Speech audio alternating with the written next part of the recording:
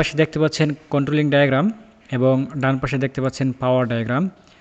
তো এখানে একটা সার্কিট ব্রেকার এবং আমাদের ম্যাগনেটিক কন্ডাক্টরের যে মেইন কন্ট্যাক্ট সেগুলো, আর এই ম্যাগনেটিক কন্ডাক্টরের যে কয়েল, সেই কয়েলটা এখানে দেখানো হয়েছে। এবং ম্যাগনেটিক কন্ডাক্টরের কিছু অক্সিলারি কন্ট্যাক্ট থাকে যেগুলোর সাহায্যে কন্ট্রোলিং করা হয়। এটা হচ্ছে তার অক্সিলারি কন্ট্যাক্টগুলোর মধ্যে একটা এনও কন্ট্যাক্ট। তো এখন আমি আপনাদেরকে পাওয়ার ডায়াগ্রামটা বুঝাবো, তারপরে কন্ট্রোলিং ডায়াগ্রামটা দেখাবো ইনশাআল্লাহ। তো এখানে লাইন ফেজের মাধ্যমে সার্কিট ব্রেকারের মাধ্যমে ম্যাগনেটিক কন্ডাক্টরের যে মেইন কন্ট্যাক্ট তার মাধ্যমে একটা মোটরকে কানেকশন দেওয়া হয়েছে। অর্থাৎ যদি কখনো ম্যাগনেটিক কন্ডাক্টরটা কয়েলে সাপ্লাই চলে যায় বা চলে আসে, তখন এই এনও যে কন্ট্যাক্টগুলো রয়েছে এগুলো ক্লোজ হয়ে যাবে। তখন অবশ্যই সার্কিট ব্রেকারকে আমি অবশ্যই অন করব। তো কন্ট্যাক্ট যখন অন হবে তখন এখানে মোটরটা রান হবে। এবং আবার যদি কয়েলে সাপ্লাই বন্ধ হয়ে যায় তাহলে এটা আবার আগের অবস্থায় নর্মালি ওপেন হয়ে যাবে, তখন মোটর বন্ধ হয়ে যাবে। তার মানে আপনি বুঝতে পারছেন যে এখানে ম্যাগনেটিক কন্ডাক্টরের যে কয়েল, এই কয়েলে সাপ্লাই দেওয়াটাকে নিয়ন্ত্রণ করতে পারলেই মোটরকে নিয়ন্ত্রণ করা হয়ে যাবে। তো এখন আসি আমরা এখানে, এটা হচ্ছে আমাদের একটা পুশ বাটন সুইচ, এটাও পুশ বাটন সুইচ। তো পুশ বাটন সুইচের বৈশিষ্ট্য আমরা জানি যে পুশ করলে এটা অন হয় এবং এটা পুল করলে এটা অফ হয়ে যায়। এখন পুশ বাটনের সুইচ দুইটা হয়ে থাকে, একটা হচ্ছে অন পুশ বাটন সুইচ, আরেকটা হচ্ছে অফ পুশ বাটন সুইচ।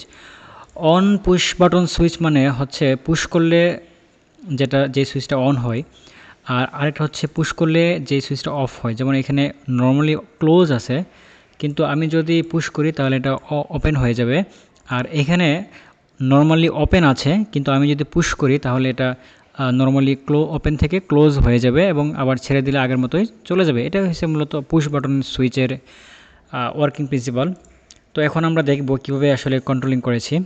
তো আপনারা দেখতেই পাচ্ছেন যে এখানে যদি আমি পুশ করি তাহলে কিন্তু সাপ্লাই চলে যাবে এবং কয়েলে কন্ট্যাক্ট চলে আসবে। কয়েলে যখন কন্ট্যাক্ট বা ম্যাগনেট তৈরি হবে তখন এই নর্মালি যে ওপেন আছে এই অক্সিলারি কন্ট্যাক্টটা ক্লোজ হয়ে যাবে। ক্লোজ হওয়ার ফলে কি হবে, এখানে যতক্ষণ ধরে রাখবো ঠিক ওই ধরে রাখার মানে সাথে সাথেই বা দ্রুততম সময়ের মধ্যেই এটাও এরকম ম্যাগনেটিক কন্ডাক্টরে কানেকশন পাওয়ার মাধ্যমে এটা ক্লোজ হয়ে যাবে।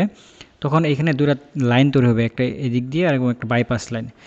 তো বাইপাস হবে। এখন যদি আমি এই পুশ বাটনটাকে ছেড়েও দিই, কিন্তু এই বাইপাস লাইনের মাধ্যমে কারেন্ট কি থাকবে, অব্যাহত থাকবে। এতে করে মোটর আমাদের অন হয়ে গেল। তো যখন আমি অফ সুইচের মাধ্যমে কোনোভাবে একটু পুশ করে অফ করে দেব, তখন এইখানে কয়েলে সাপ্লাই বন্ধ হয়ে যাবে। কয়েলে সাপ্লাই বন্ধ হয়ে গেলে এটা ক্লোজ ছিল, তো এখন এটা ওপেন হয়ে যাবে এবং ওপেন হয়ে যাওয়ার কারণে বাইপাস যে লাইন ছিল সেটা আর কাজ করবে না, তার মানে মোটর পার্মানেন্ট অফ হয়ে যাবে। আর কয়েলে সাপ্লাই হলেই আমরা বলছিলাম যে এখানে আমাদের এইগুলো ক্লোজ হবে, যেহেতু কয়েলে সাপ্লাই এখন বন্ধ তার মানে এগুলো ওপেন হবে, মোটর বন্ধ হয়ে যাবে। তো একটু সিমুলেশন করে দেখি আমরা। তো এখন আমি পুশ করতেছি, দেখবেন পুশ করার সাথে সাথে বাইপাস লাইন তৈরি হয়ে যাবে। দেখছেন পুশ করে ধরে রেখেছি, এখন যদি ছেড়েও দিই তাহলেও কিন্তু কন্ট্যাক্ট পাবে, কারণ এই বাইপাস লাইনের মাধ্যমে, যেটাকে আমরা বলি লেচিংয়ের মাধ্যমে। এই যে মোটরের মধ্যে অন আছে, সার্কিট ব্রেকার অন করে নেয়, সার্কিট ব্রেকার অন করলাম, মোটরের মধ্যে চলতেছে।